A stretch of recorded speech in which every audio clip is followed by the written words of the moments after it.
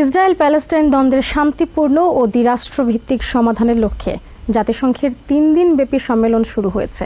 France ও Saudi আরবের আয়োজনে সোমবার নিউ ইয়র্কে জাতিসংঘের সদর দপ্তরে এই সম্মেলন শুরু হয়। তবে এই সম্মেলন বর্জন করেছে আমেরিকা ও ইসরায়েল। উদ্বোধনী বক্তব্যে জাতিসংঘের মহাসচিব অ্যান্টোনিও গুটেরেস বলেন, ইসরায়েলের অবৈধভাবে ওয়েস্ট ব্যাংক দখল এবং গাজায় ব্যাপক অসহনীয় ধ্বংসযজ্ঞ দুটোই বন্ধ করতে হবে। প্যালেস্টাইনের প্রধানমন্ত্রী মোহাম্মদ মুস্তাফা সব দেশকে বিলম্ব না করে প্যালেস্টাইনকে রাষ্ট্র হিসেবে স্বীকৃতি দেওয়ার আহ্বান জানান। তিনি বলেন, প্যালেস্টাইনকে রাষ্ট্র হিসেবে স্বীকৃতি দেওয়া ছাড়া শান্তির পথ তৈরি হবে না।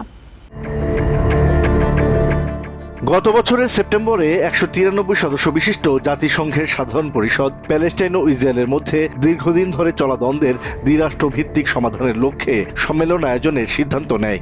গত জুনের মাঝামাঝি সময়ে সম্মেলনটি অনুষ্ঠিত হওয়ার কথা থাকলেও ইরানে ইসরায়েলের হামলার কারণে শেষ মুহূর্তে তা স্থগিত করা হয়। অবশেষে সোমবার নিউ ইয়র্কে জাতিসংঘের সদর দপ্তরে শুরু হয়েছে এই সম্মেলন। 3 দিনব্যাপী এই সম্মেলনের নেতৃত্ব দিচ্ছে ফ্রান্স ও সৌদি আরব। সৌদি আরবের পররাষ্ট্রমন্ত্রী ফয়সাল বিন ফারহান আল সৌদ সব দেশকে প্যালেস্টাইন রাষ্ট্র গঠনের রূপরেখা নির্ধারণের পাশাপাশি ইসরায়েলের নিরাপত্তা নিশ্চিতের লক্ষ্যে একটি রোডম্যাপ তৈরিতে সমর্থন করার আহ্বান জানান। শান্তির সম্ভাবনাগুলো এখনো বিদ্যমান, তা বাস্তবায়নের রাজনৈতিক সদিচ্ছা প্রয়োজন। দ্বিরাষ্ট্র সমাধান বাস্তবায়নের জন্য একটি যৌথ পরিকল্পনা গ্রহণ করতে এবং এটি বাধাগ্রস্ত করার যে কোনো প্রচেষ্টা প্রতিহত করতে আমি এখানে উপস্থিত সব রাষ্ট্রকে চূড়ান্ত নথিতে যোগদানের আহ্বান জানাচ্ছি। ফ্রান্সের পররাষ্ট্রমন্ত্রী জন নোয়েল ব্যারেট বলেন, এমন পথ ও পদ্ধতি নিয়ে কাজ করতে হবে যার মাধ্যমে গাজার যুদ্ধের অবসান থেকে ইসরায়েল প্যালেস্টাইন সংঘাতের সমাপ্তির দিকে পৌঁছানো যায়।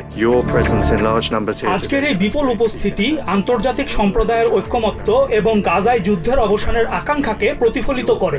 গাজা যুদ্ধ পুরো মধ্যপ্রাচ্যের স্থিতিশীলতা ও নিরাপত্তাকে হুমকির মুখে ফেলেছে। এটি অর্জনের একমাত্র উপায় হলো দ্বিরাষ্ট্রীয় সমাধান। জাতিসংঘের মহাসচিব অ্যান্টোনিও গুটেরেস উদ্বোধনী বক্তব্যে বলেন, গাজার নির্মম বাস্তবতার কারণেই দ্বিরাষ্ট্রীয় সমাধান বাস্তবায়নের জন্য আরো বেশি প্রচেষ্টা চালাতে হবে। Today's conference is a rare and indispensable opportunity. We must ensure that it does not become another exercise in well-meaning rhetoric. It can and must serve as a decisive turning point. Israeli দখলদারিত্ব ধ্বংসযজ্ঞের তীব্র সমালোচনা করেন তিনি। Let's be clear. The creeping annexation of the occupied West Bank is illegal. It must stop. The wholesale destruction of Gaza is intolerable.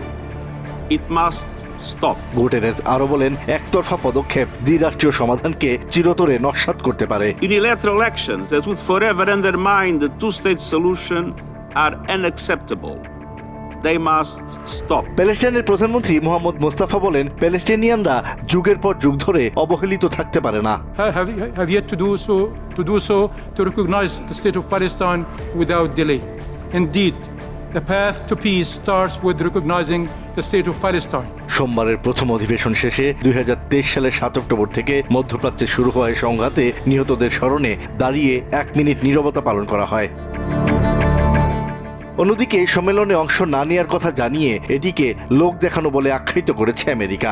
এক্সে এক পোস্টে state ডিপার্টমেন্টের মুখপাত্র ট্যামি ব্রুস বলেন, এই সম্মেলন হামাসকে আরো উৎসাহিত করবে এবং যুদ্ধ অবসানের জন্য কূটনৈতিক প্রচেষ্টাকে বাধাগ্রস্ত করবে।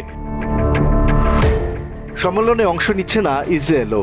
জাতিসংঘে ইসরায়েলের রাষ্ট্রদূত ড্যানি ড্যানন বলেন, এই সম্মেলন কোনো সমাধান আনবে না, বরং বিভ্রান্তি বাড়াবে। জিম্মি মুক্তি এবং হামাসের সন্ত্রাসী শাসন নির্মূল করার পরিবর্তে সম্মেলনের আয়োজকরা এমন আলোচনায় ব্যস্ত যা বাস্তবতা থেকে সম্পূর্ণ বিচ্ছিন্ন বলে মন্তব্য করেন তিনি। Asad real, TVN 24 news desk.